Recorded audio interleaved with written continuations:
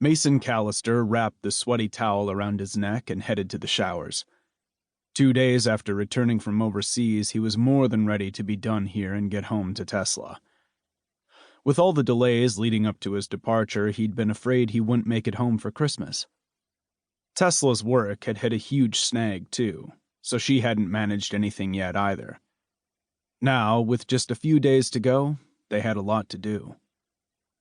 "Did you ask her yet?" Swede asked as he passed by on his way to his locker. Mason shot him a look identical to the one he'd shot Hawk and Dane not 5 minutes ago.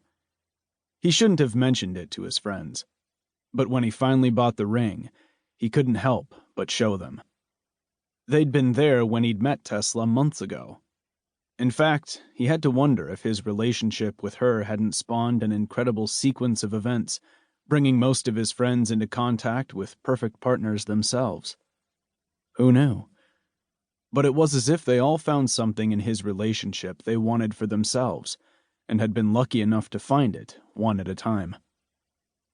After his shower, he dressed quickly, and with a goodbye to the others, he headed home. To Tesla. Someone he'd often thought about but never dreamed he'd meet and end up falling in love with. She was so damn special, he couldn't imagine how he'd survived before her. His truck started up easily, but the oil light came on. What the heck? He'd just had it in for servicing. His gut hardened.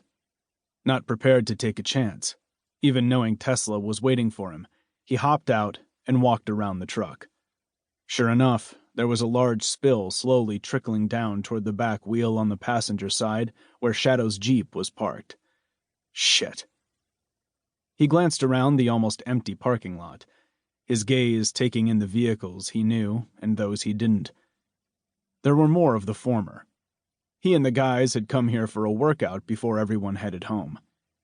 He'd pushed the time slightly, but now, as he stared at his truck, he was definitely going to be late. Oil continued to drip, way too big a puddle to make him happy.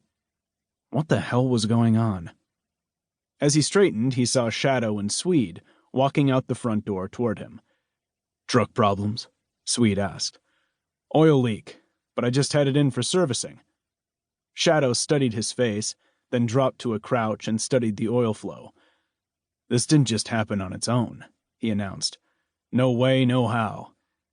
"It's not that easy to get at it to do any damage, though," Mason argued.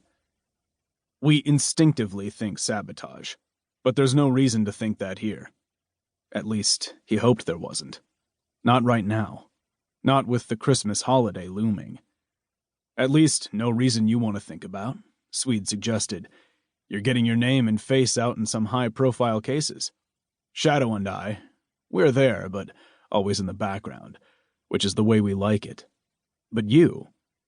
Mason stared at the oil, his mind trying to figure out what the deal was. "It must be the oil filter gasket."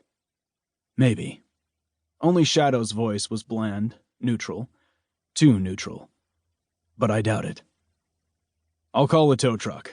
Maybe one of you can give me a lift home?" Mason asked. "I'll try to put a rush on getting this repaired." "I will," Swede said as Mason made the necessary call.